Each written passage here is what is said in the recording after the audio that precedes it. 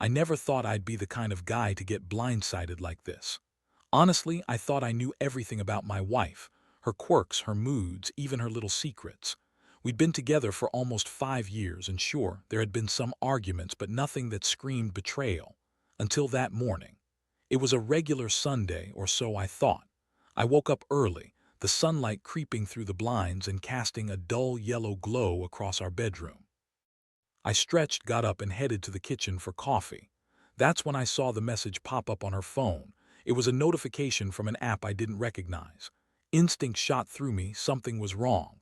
I hesitated, then sat down at the table and unlocked her phone quietly. The message was from someone named Chris. It was a simple chat, but what made my stomach tighten was the tone, soft, familiar, almost intimate. "Can't wait to see you tonight. It's been too long," one said. The other replied, "Me neither, I miss you." "Just friends." Yeah, right, my head spun. How long had this been going on? I scrolled further and found more messages hidden in a thread buried deep in her inbox. They talked about meeting up, about not wanting to hurt anyone and being careful. My palms went slick. I felt a tight knot form in my stomach. It wasn't just a one-time thing. No, this had been happening for weeks. I looked at her as she slept peacefully beside me, completely oblivious. My mind raced. I felt betrayed, furious, and oddly numb. How could she keep this from me? How long had she been lying? I clenched my fists so tight that my nails cut into my palms. The betrayal hit like a punch to the gut, but I knew one thing: this wasn't going to stay hidden for long. I had to think fast. I couldn't confront her right then and there. That would be a disaster. Instead, I decided to gather evidence. I needed proof, something concrete I could use later. I took her phone, turned off notifications for the apps, and copied the messages onto my laptop. I knew I had to be careful. She's clever, and I didn't want her to catch me snooping. That moment, I felt like shit. My skin crawled, my stomach twisted, and every nerve in my body was on high alert. I kept telling myself, "You're not the fool here, you're not the idiot who got played." But I knew the truth was uglier. I had missed the signs, those small things that seemed insignificant at the time. The late nights, the little lies, the way she always clammed up when I asked about her day. All of it was hiding something. The worst part is how I kept dismissing the red flags. She always promised she was just busy, or stressed, or working late. I bought her excuses, even when I felt that gnawing suspicion. Now I realize how blind I was. This was no coincidence, it was betrayal wrapped in lies.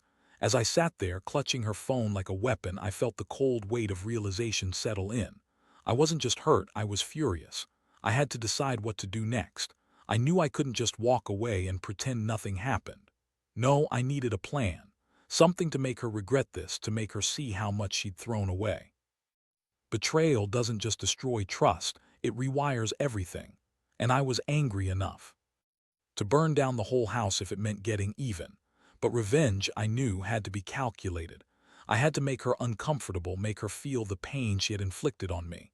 I wasn't about to let her get away with this. Now I had the evidence. The real question was, how do I play this? Do I confront her now? Do I wait? Or do I do something else entirely? The answer was clear. I needed to deal with her on my terms. And that meant planning my next move carefully, with precision and cold calculation. But first, I needed to get out of that house, clear my head. I stood up, feeling the weight of the phone in my hand, and made my way outside. It was a gloomy sky, gray clouds hanging heavy as if mirroring my mood. I could feel my jaw tighten as I clenched my teeth. I had to stay calm. I had to be ready. That's when I saw her wake up, stretch, and smile at me in that fake way she always did. The way she looked at me, innocent and clueless, made me want to scream. But I kept my face neutral. I had to. I told her I was going out for a walk. She asked where, and I just said, "Somewhere I can think." I didn't tell her what I knew, not yet. But I knew the moment I left that house, everything was going to change. It had to. I was done playing games. I was done being the fool. And I didn't care how much it hurt. She was about to find out that betrayal has a price. And I was the one paying it now. I spent the next few hours walking aimlessly through the neighborhood, but my mind was racing faster than my legs could carry me.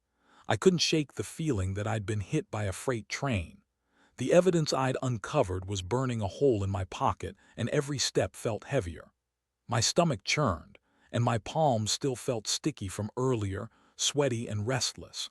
I kept replaying those messages in my head. Can't wait to see you tonight. I miss you. All the lies hidden behind the just friends bullshit. She really thought she could keep this secret forever. Honestly, I felt like a damn fool. How could I have missed the signs? I'd always been the trusting type, maybe too trusting. But now that I knew, I saw everything differently. I stopped at the park bench, sat down hard, and took a deep breath. The cool air helped, but it did little to ease the knot tightening in my chest. As I stared at the empty street ahead, I realized I had to do something. I couldn't just confront her blindly. That would be a disaster, and she'd probably lie her way out of it or manipulate me into doubt again. No, I needed a plan, something airtight, something she wouldn't see coming. First, I needed proof that this wasn't just a fling or some fleeting mistake. The messages I had were enough for now, but I wanted more. I needed to confirm if she'd been sneaking around with him longer than I thought. I decided to check her email, her social media, and her phone logs when she was out. I'd become a detective, and I didn't care if it made me feel like a bastard. I needed to be sure. As I pulled out my phone, I noticed a notification from her email app. I hesitated, then unlocked it quickly. There were more conversations, plans to meet, flirtatious notes, even a few pictures she'd sent him. I felt my stomach drop again. It was real. She'd been lying to my face for weeks, maybe longer. The sickest part, she'd been doing it behind my back, smiling at me like everything was normal. That fake, innocent look she always wore. I felt like a damn idiot. I closed her email and looked around. The world seemed to spin a little faster. Everything was a blur except for the rage simmering inside me. I clenched my fists so tightly my nails bit into my palms. My vision blurred for a second. I was so angry I could taste it. All my life I'd been the nice guy, the one who believed in honesty and loyalty. And this was a betrayal on a level I'd never experienced. That's when it hit me. I wasn't going to let her get away with this. Not without consequences. I started formulating a plan. Revenge wasn't just about hurting her. It was about making her feel the weight of what she'd done. I wanted her to understand the damage she'd inflicted, too. See that I was no fool, no pushover. I knew her weakness. She hated being exposed, especially in front of others. That's what I'd use. I wasn't interested in some childish revenge, nothing destructive or sloppy. No, I wanted her to suffer in a way that would make her regret every lie, every secret message, every stolen moment. I remembered the little things she'd said over the years, small cracks in her armor, moments when she'd let her guard down. I collected those in my mind. The late nights she'd always claimed were work, the excuses about stressed out, the way she'd flinch whenever I got too close to her phone or her emails. All signs I'd ignored, all hints I'd dismissed. Now I saw them clearly. She'd been preparing her escape plan for months. I pulled out a small notebook I kept in my pocket, my mental file, I called it, and jotted down every detail I could remember. I needed to keep a clear head, to think about what next steps would really make her regret crossing me. I had to be meticulous. Suddenly, my phone buzzed again. I looked at the screen and saw a new message from an unknown number. My heart thumped hard in my chest. The message was simple. I know you found out, be ready. My stomach clenched even more. Was this from her, from him, or from someone else trying to manipulate me? I didn't know, but I felt a cold sweat break out. I stared at the message, my mind racing. Whatever was coming, I knew I needed to be prepared. I got up from the bench and headed back toward the house. I had to act fast but carefully. I couldn't afford slip-ups now. I was about to turn my world upside down. My fingers tingled with anticipation and dread. There was no going back now. When I reached the front door, I paused, took a deep breath, and looked at the house that once seemed like a safe place. It no longer felt that way. It was a ticking time bomb. I pushed open the door, ready to face whatever was coming, knowing I'd finally face the truth head-on. No more hiding, no more pretending. And that's when I knew things were about to change forever. I spent the next couple of hours trying to piece together what I knew and what I still needed to find out. The message from that unknown number kept echoing in my head, be ready, like a warning or a threat. I felt a cold sweat break out as I sat on the edge of the bed, clutching my phone tightly. I knew I'd be lying if I said I wasn't scared, but mostly I was furious. furious at him, at myself for not seeing the signs sooner. I had one target now, her. I needed to confront her, but not just yet. I had to be smart. I started drafting a plan, one that would leave her no room to wiggle out of. First, I had to make sure I had irrefutable proof, more than just some messages on her phone. So I decided to look through her social media accounts. I sat at my laptop, logged into her accounts, and started digging through her recent activity. What I found was worse than I expected. There were pictures of her and him on a night out, blurry but unmistakable. She posted a selfie with him, captioned "Best night ever," with a heart emoji. My stomach twisted again, but I forced myself to breathe. I downloaded every photo, every message, every flirtatious comment I could find. I had to be thorough. While I was at it, I decided to check her email. That's when I uncovered even more detailed plans, arrangements, and even a ticket she'd bought for a weekend getaway with him. I could feel my jaw tighten as I scrolled through her plans. It was all real. She'd been planning this, our wedding, her supposed future with me, while secretly seeing him behind my back. I stood up abruptly, knocking over a chair. The room felt like it was spinning. I was so mad I could see red. How long had she been lying? How many nights had she been with him? The betrayal hit me like a punch in the gut, and I knew I couldn't keep this bottled up anymore. I took a deep breath, trying to calm my racing mind. I had the evidence, more than enough. Now I needed to prepare myself emotionally for the confrontation. But I also knew I couldn't just go in swinging. I had to be calculated, precise. I decided to wait until she was out of the house, maybe when she'd least expect it. That way I could catch her off guard and I'd have the upper hand. I texted her that I needed to run an errand and told her I'd be back later. She replied with a quick okay, that sickly sweet tone she always used. I hated that fake sweetness now. It was all part of her mask, hiding the greed and deceit underneath. I spent the rest of the day planning. I called my best friend Tom, who's been through similar shit. He listened to me rant, offered some blunt advice. Man, you gotta be the one in control. Make her see she's lost everything she thought she had. That's exactly what I needed to hear. I wasn't going to just dump everything on her on impulse. No, I wanted her to feel the weight of her lies, crushing, undeniable. Late in the afternoon, I Googled legal advice about how to protect myself, what rights I had, what steps to take if I wanted to expose her. I wasn't interested in just breaking up and walking away. I wanted her to pay for this somehow, in a way that left her nothing but regret. Finally, I decided to set a trap. I knew she'd be back from her errand soon, so I prepared the house. I moved a few of her belongings into the bedroom, put the evidence I'd collected in my bag, and prepared a few words. I wanted to confront her when she returned, but I wasn't going to let her manipulate me into a shouting match. No, I'd do it on my terms. When the clock hit the time I expected her to come back, I heard her key turn in the lock. My heart hammered in my chest. I felt like a predator waiting for its prey. I kept my face neutral when she walked in, briefly smiling but with an edge of steel behind my eyes. She looked surprised to see me sitting on the couch, her bag in hand. "Hey, honey, I thought you were gone longer," she said, trying to sound casual. "I needed some time to think," I said coldly, holding up her phone. "Thought I'd see what you've been hiding." Her eyes widened slightly, but she quickly masked it. "What are you talking about?" "You know exactly what I'm talking about," I said, voice steady but deadly. "The messages, the plans, the pictures. Do you want me to keep digging, or are we going to have an honest conversation?"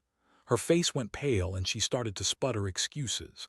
"It's not what it looks like," she said, voice trembling. "Just some stupid messages. It meant nothing." "Oh, it meant nothing," I echoed. "Really, because I've got enough to bury you here and I only got started." That moment I saw her crumble just a little. That's when I knew I had her cornered. No more lies, no more hiding. This was the beginning of the end. The silence stretched between us, thick and tense. I watched her eyes dart around, searching for an escape, for some way to spin her way out of this. But I wasn't in a mood for her bullshit anymore. My legs felt like concrete, but my voice was steady, cold enough to cut glass. "You've been lying to me for weeks. Maybe longer," I said, voice low and controlled. "You told me you were working late, stressed out, busy. Meanwhile, you were planning trips with him, posting pictures, sending messages like a damn teenager. How do you sleep at night?" She swallowed hard, her lips trembling. She tried to speak, but nothing came out. Then she looked at me with those wide, innocent eyes. "It's not what it looks like," she whispered, voice cracking. "It's just I didn't mean for it to happen. We're just friends, I swear." I clenched my fists, feeling the familiar surge of rage. Friends, really, that's your story, when I've got screenshots, plans, and a ticket to prove otherwise. Her eyes welled with tears. "I was stupid, okay? I messed up. I don't know what I was thinking. I love you, I do. Please don't ruin everything." I shook my head. I could feel my jaw tight. "Love, that's a joke. You've shown me who you really are, and it's not someone I can trust anymore."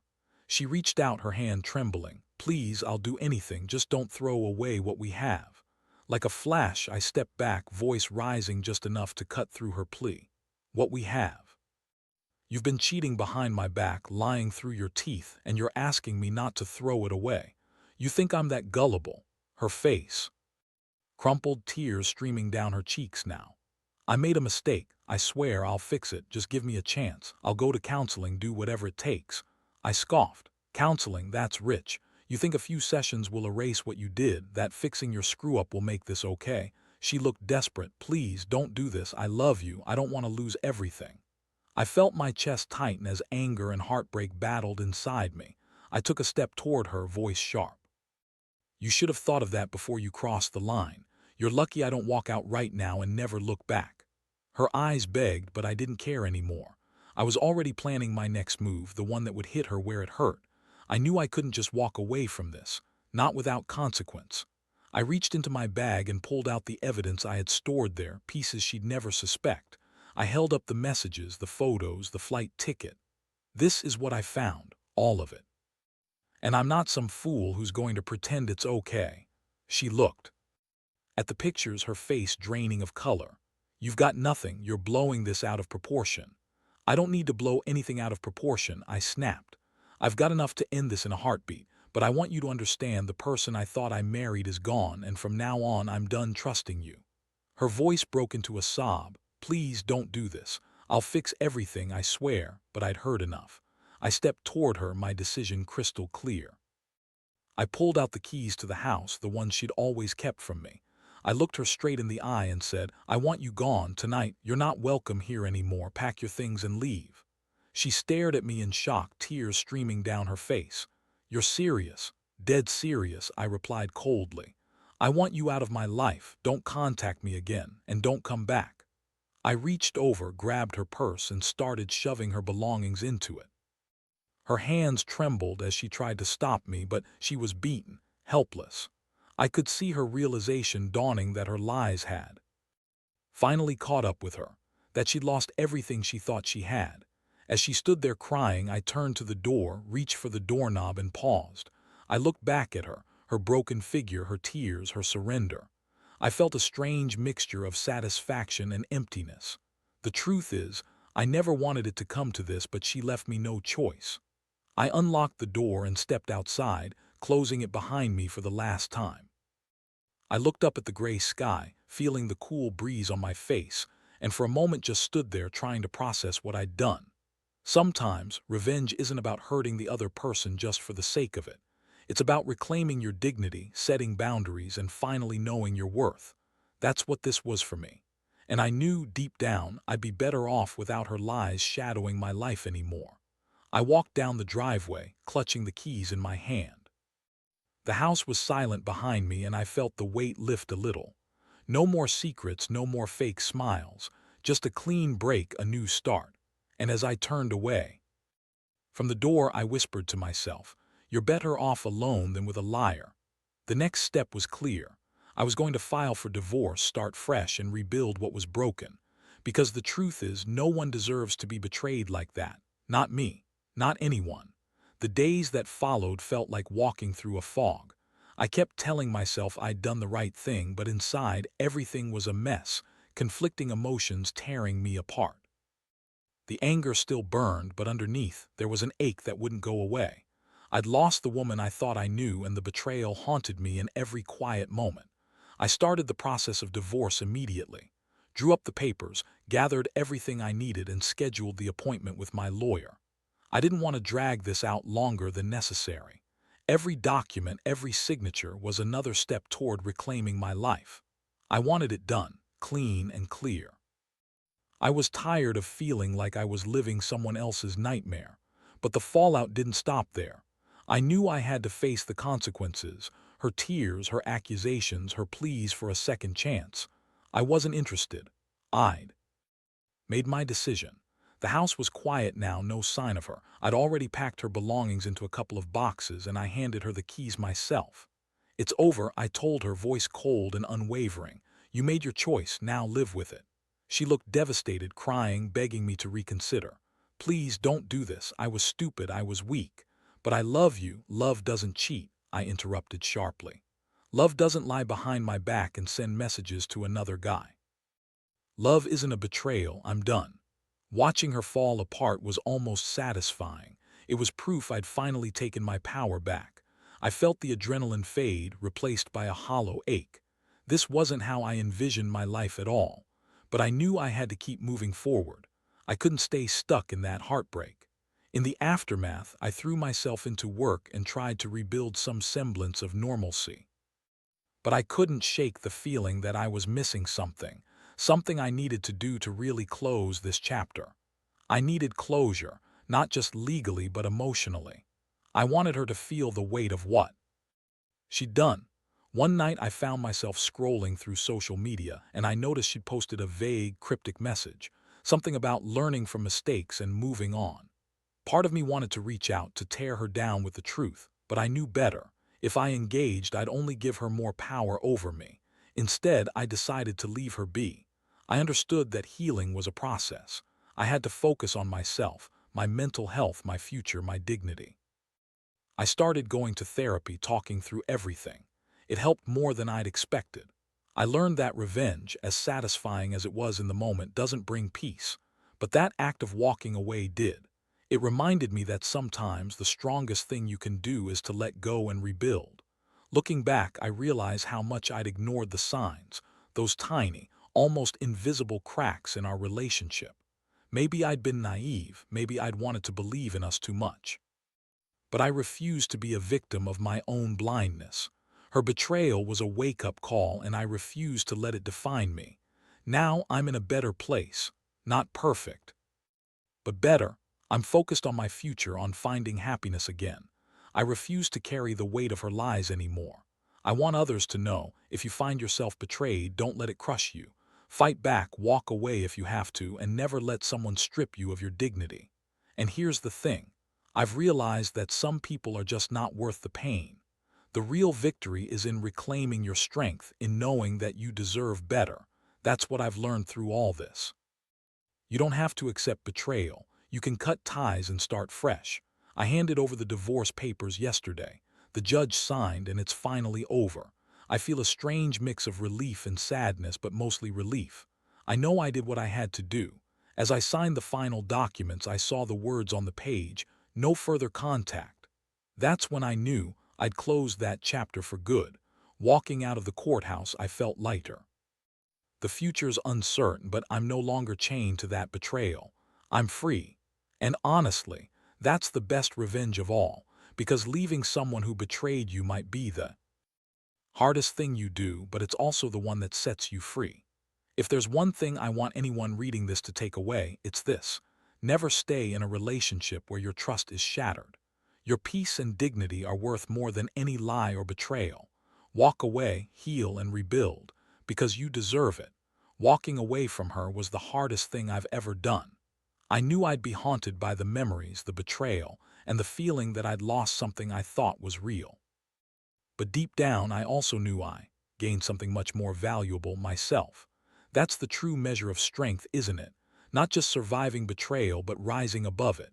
After the divorce was finalized, I started to rebuild my life from scratch. I moved into a smaller apartment, kept my circle tight, and focused on work. I threw myself into projects that made me feel alive. Hiking, reading, reconnecting with old friends. It wasn't easy.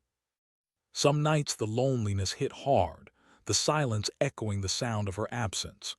But every day I reminded myself why I did this. To be free from the lies, to reclaim my dignity, and to prove that I could come out stronger. Over time, I learned to trust again, first in small steps, then in bigger ones. I realized that betrayal is a part of life, but it doesn't have to define you. It's what you do afterward that matters. I've come to see that I was holding on to false hope for too long, trying to fix something that was already broken. Now I understand that sometimes walking away is the only way to save yourself. The scars remain, of course. Every time I hear a love song or see a couple holding hands, a pang of sadness still surfaces. But it's no longer overwhelming. Instead, I see it as a reminder that I survived and that I'm capable of loving again, better and wiser.